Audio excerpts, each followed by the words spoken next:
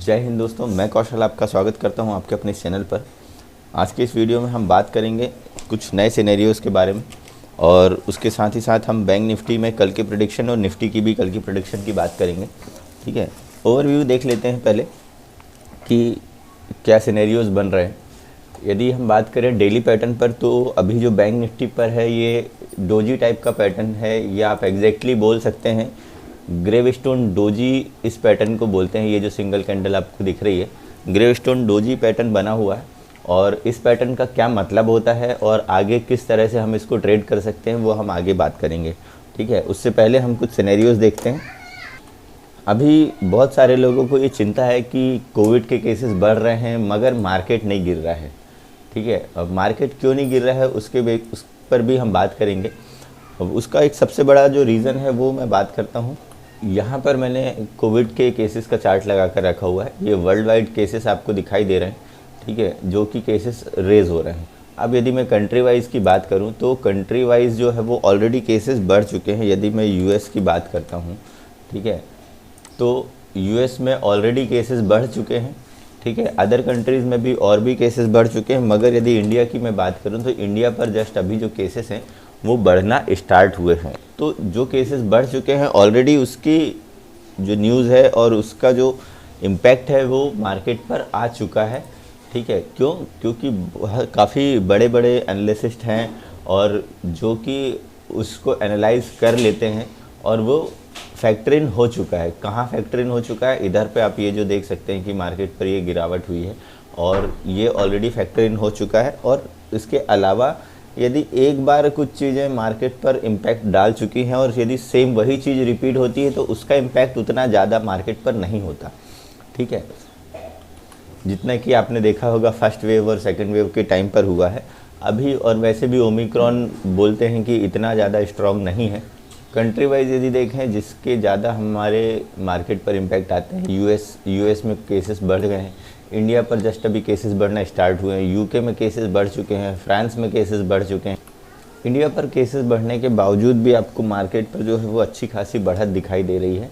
ठीक है, आप यहाँ देखेंगे ज़्यादातर इंडाइसेस जो है वो आपको ग्रीन में ही दिख रही है। यदि सेक्टर वाइज की मैं बात करूँ तो निफ्टी बैंक लगभग 250 पॉइंट ऊपर है। ठीक है, निफ्टी 50 लगभग 66 पॉइंट ऊपर है। ठीक है, मिड कैप स्मॉल कैप में अच्छी खासी आपको बाइंग दिख रही है। ओके, तो अब हम बात करते हैं कि कल यानी मंडे को 10 जनवरी को क्या पोजीशंस हो सकती हैं मार्केट की।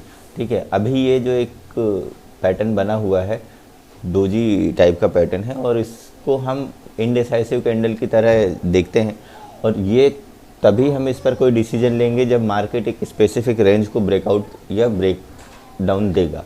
ठीक है, तभी हम इस पर आगे ट्रेड करने की पॉसिबिलिटीज़ ढूंढेंगे। ठीक है, तो इसके लिए हम चलते हैं ऑप्शन चेन पर। दोस्तों, बैंक निफ्टी का मैंने ऑप्शन चेन लगा कर रखा हुआ है। 13 जनवरी की एक्सपायरी सिलेक्ट करी है। ठीक है, बैंक निफ्टी का ऑप्शन चेन है। यहाँ पर आप देखेंगे तो 38,000 का जो स्ट्राइक प्राइस है उस पर की ओपन इंटरेस्ट जो है वो लगभग कॉल की साइड में हम जहाँ पर रजिस्टेंस देखते हैं 18.19 लाख का ओपन इंटरेस्ट बना हुआ है, जिस पर कि लगभग 9.25 लाख का ओपन इंटरेस्ट जो है वो सेम डे पर ऐड हुआ है। ठीक है, उसके बाद यदि हम बात करें तो 38,500 का एक स्ट्राइक प्राइस है जहाँ पर कि लगभग 14.5 लाख का ओपन इंटरेस्ट बना हुआ है, 6.5 लाख का एडिशन हुआ है। उसके बाद यदि हम बात करें तो 39,000 का एक लेवल है जिस पर कि लगभग 14.5 लाख का ओपन इंटरेस्ट बना हुआ है, 7.25 लाख का ओपन इंटरेस्ट जो है वो आज के दिन एडिशन हुआ है। तो ये एक 3 जो है वो इम्पॉर्टेंट लेवल होंगे ऊपर साइड के लिए। अब यदि मान लीजिए मार्केट नीचे आता है तो नीचे के लिए क्या लेवल्स हो सकते हैं हम उसके लिए भी बात करते हैं। ठीक है, यहाँ पर आपको ओपन इंटरेस्ट बढ़ा हुआ दिखाई दे रहा है 37,500 के लेवल पर। ठीक है, उसके बाद आ रहा है 37,000।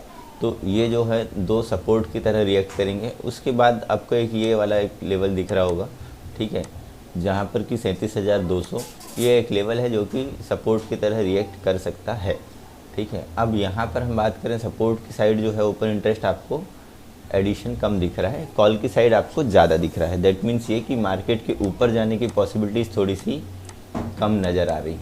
ठीक है, क्योंकि ज़्यादातर लोग जो है वो मार्केट पर ऊपर साइड सेल की पोजीशंस बनाकर रखे हैं, जिनका की प्रेडिक्शन या जिनका की मानना है कि मार्केट इस वाली रेंज के ऊपर नहीं जाएगा, यहाँ से मार्केट में गिरावट हो सकती है।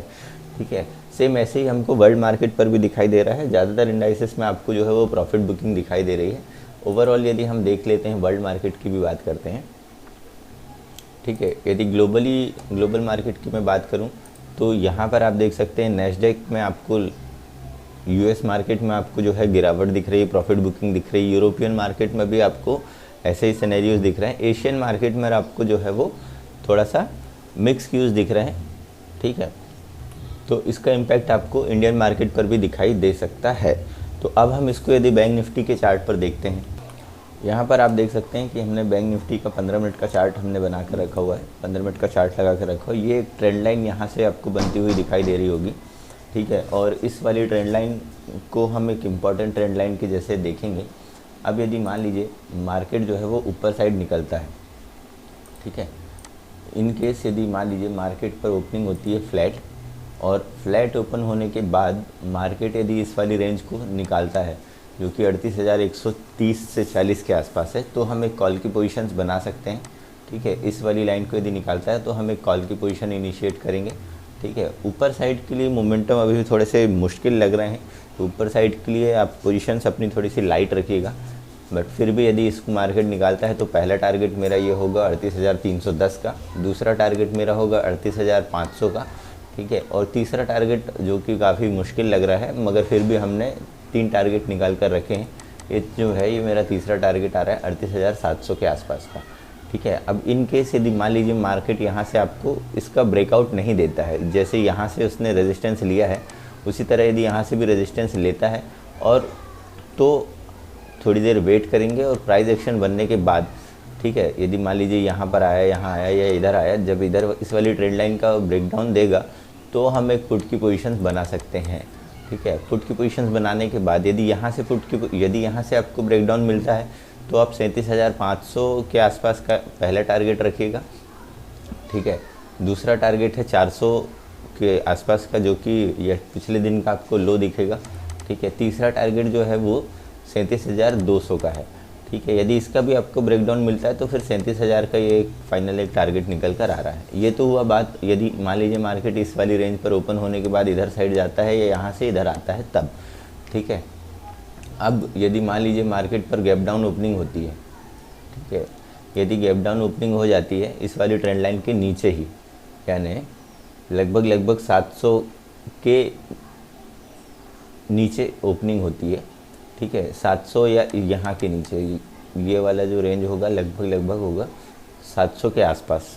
ठीक है, यानी 700 के नीचे यदि मान लीजिए ओपनिंग होती है 700 से 600 के बीच में, तो जब ये वाली यहाँ पर एक स्विंग बना हुआ है, इसको मार्केट नीचे साइड निकालता है, ये है 600 का लेवल, तो आप कंफर्म एक पुट की साइड पे बैठ सकते हैं। ठीक है, पहला टारगेट इसके लिए होगा 430 का। ठीक है, दूसरा टारगेट होगा 200 का, और तीसरा टारगेट होगा 37,000 के आसपास का। ठीक है, अब मान लीजिए मार्केट पर गैप अप ओपनिंग हो जाए, ठीक है, 134 यानी 130 के आसपास, 130 के ऊपर। ठीक है, वेट करेंगे, वेट करने के बाद यदि मान लीजिए मार्केट प्राइस एक्शन बनाता है और ऊपर साइड का मूव आपको दिखाता है, ठीक है, तो फिर आप एक कॉल की पोजीशन बनाइएगा। पहला टारगेट ये होगा, दूसरा टारगेट ये होगा और तीसरा टारगेट ये होगा। लेवल्स मैंने यहाँ पर ड्रॉ कर दिए हैं। ठीक है, आप चाहें तो अपने टर्मिनल पर इसको ड्रॉ कर सकते हैं। ये तो हमने बात करी है बैंक निफ्टी के बारे में, और हमने इस पर तीनों सिनेरियोज डिस्कस कर लिए हैं। ठीक है, अब बात करते हैं हम निफ्टी के बारे में। दोस्तों, निफ्टी के लिए मैंने यहाँ पर निफ्टी का ऑप्शन चेन लगा कर रखा हुआ है 13 तारीख का, और स्पॉट में अभी 17,812 का प्राइस है। ठीक है, यहाँ पर आप देख सकते हैं। अब यहाँ पर आपको जो दिखाई दे रहा होगा कुछ इंपॉर्टेंट आपको स्ट्राइक प्राइस दिख रहे हैं। सबसे ज़्यादा ओपन इंटरेस्ट आपको यहाँ पर नीचे साइड की यहाँ पर ये दिख रहा है। ठीक है, 17,500 पर ये एक इम्पॉर्टेंट लेवल आपके लिए हो सकता है। ये साइकोलॉजिकल भी लेवल है, लगभग 41 लाख के आसपास ओपन इंटरेस्ट है, और लगभग 13 लाख का ओपन इंटरेस्ट यहाँ पर एडिशन हुआ है। उसके बाद सेकंड जो लेवल आ रहा है वो 17,600 का है। ठीक है, उसके बाद है 17,700 का। ठीक है, ये एट द मनी का स्ट्राइक प्राइस है, जिसमें कि लगभग 28 लाख का ओपन इंटरेस्ट बना हुआ है। ठीक है, अब बात करते हैं ऊपर साइड के लिए। ऊपर साइड यहाँ पर एक इम्पॉर्टेंट लेवल ये आ रहा है, दूसरा लेवल ये आ रहा है। ठीक है, इन केस यदि इनका भी आपको ऊपर साइड का मूवमेंट मिलता है तो तीसरा जो इम्पोर्टेंट लेवल है वो 200 और 300 है, ये और ये है, ठीक है। और साइकोलॉजिकली जो एक स्ट्रॉन्ग लेवल दिख रहा है वो आपको 18,500 का है, ठीक है।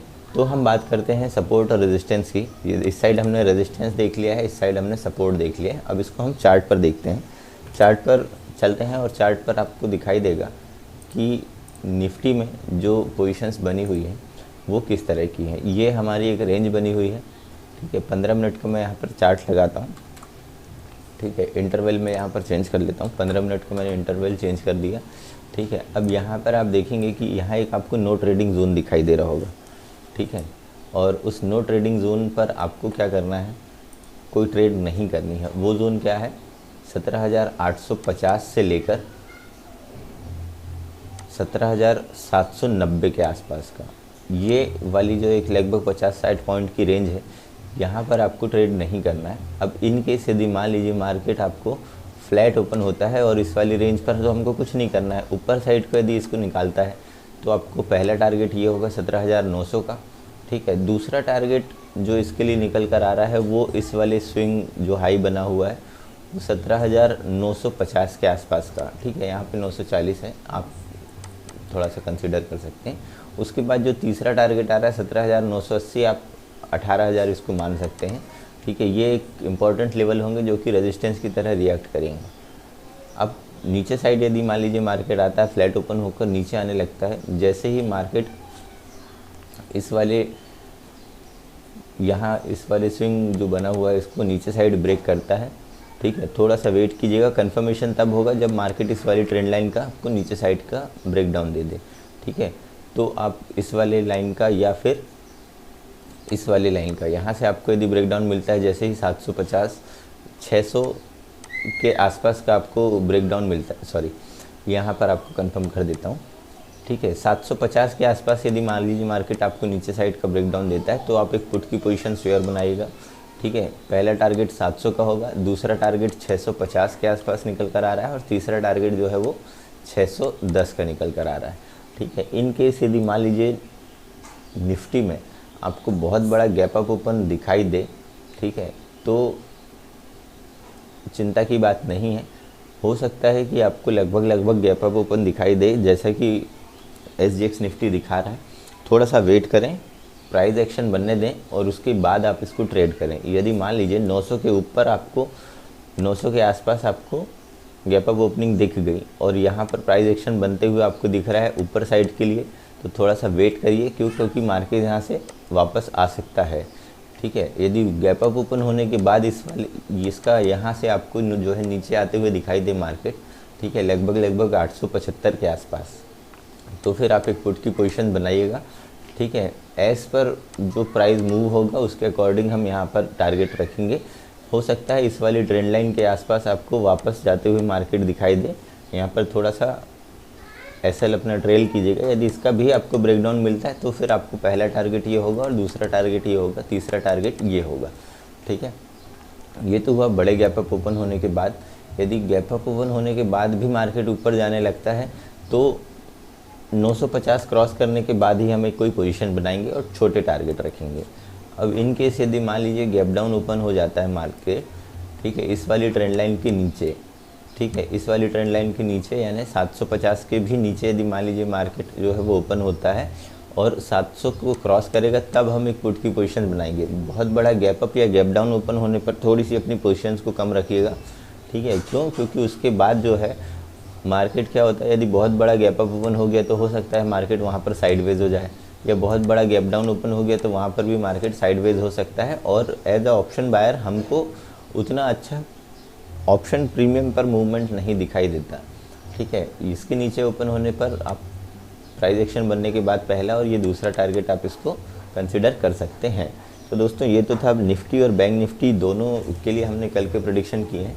स्टॉक के स्पेसिफिक प्रेडिक्शंस के लिए मैंने एक दूसरा चैनल बनाकर रखा हुआ है, उसकी लिंक इसके डिस्क्रिप्शन में है, आप उस पर भी विज़िट कर सकते हैं। आप उस पर भी देख सकते हैं प्रेडिक्शंस कैसे रहे हैं, ठीक है। और जो भी अपने सुझाव हैं वो कमेंट पर बताएं। यदि नए हैं तो बिल्कुल चैनल को सब्सक्राइब करें। वीडियो पसंद आया हो तो वीडियो को लाइक कीजिएगा। मिलते हैं नेक्स्ट वीडियो में, तब तक के लिए जय हिंद।